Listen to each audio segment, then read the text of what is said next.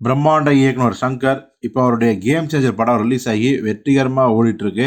இந்த நேரத்தில் பார்த்தீங்கன்னா சங்கர் அவர்கள்ட்ட வந்து நீங்கள் பயோபிக் இயக்க விரும்புகிறீங்களா, அப்படி விரும்பினா எந்த ஹீரோ வச்சு பண்ணலான்னு ஆசைப்பட்றீங்கன்னு கேட்கும்போது அவர் சொன்ன ஒரே பதில், நம்ம சூப்பர் ஸ்டார் ரஜினிகாந்தை வச்சு தான் நான் அவருடைய வாழ்க்கையை பயோபிக்காக எடுப்பேன் அப்படின்னு சொன்னார். இந்த விஷயம் பெருசாக ட்ரெண்ட் ஆகும்னு நினச்சாங்க. ஆனால் என்ன காரணத்தால் ட்ரெண்ட் ஆகலை. ஆனால் இந்த விஷயத்தின் மூலம் சங்கரோட இன்னொரு விஷயம் வந்து வெளிப்பட்டிருக்கு ஒரு மூத்த பத்திரிகையாளர் மூலமாக. அந்த பத்திரிகையாளர் ஒரு பகீர் கிளப்பும் விஷயத்தை வந்து இப்போ வந்து பல வருடங்கள் கழித்து ஓப்பன் பண்ணி விட்டுருக்காரு. சரி, என்னதான் பிரச்சனை அப்படின்னு கேட்டால், நம்ம சங்கர் இயக்கத்தில் சூப்பர் ஸ்டார் ரஜினிகாந்த் அவர்கள் சிவாஜி படத்தில் நடித்தார், சூப்பர் ஹிட்டு.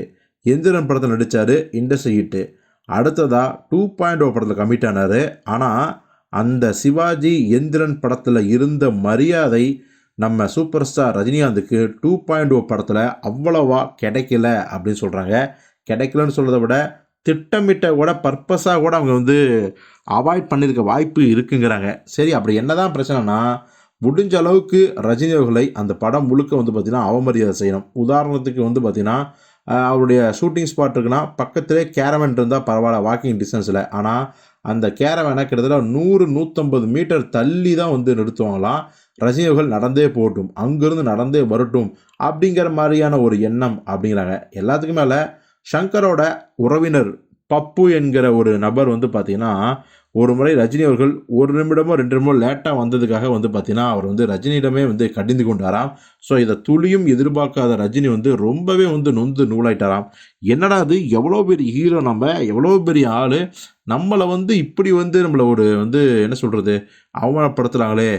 ஆனாலும் கூட நாம் கொடுத்த கமிட்மெண்ட்டை கரெக்டாக முடிச்சிடணும், அதுதான் நம்மளுடைய ஸ்டைல், நம்ம அதைத்தான் முதல் படத்துலேருந்து ஃபாலோ பண்ணுறோம் அப்படின்னு முடிவு பண்ணி 2.0 முடிய வரையும் பல்ல கடிச்சிட்டு இருந்துருக்காரு.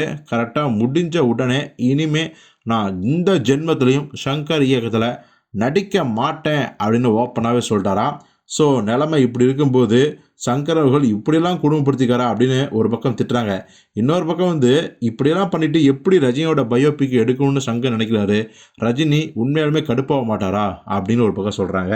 இதையெல்லாம் தாண்டி சில பேர் சொல்கிறாங்க, அப்படிலாம் இல்லைங்க, இந்த சிவாஜி படத்தோட 15வது வருடம் வந்து பார்த்தீங்கன்னா வாலண்டரியாக ரஜினியை சங்கருக்கு ஃபோன் பண்ணி அவர் வீட்டுக்கு வர வச்சு பார்த்தீங்கன்னா அவர் வந்து ஃபோட்டோ எடுத்தார்.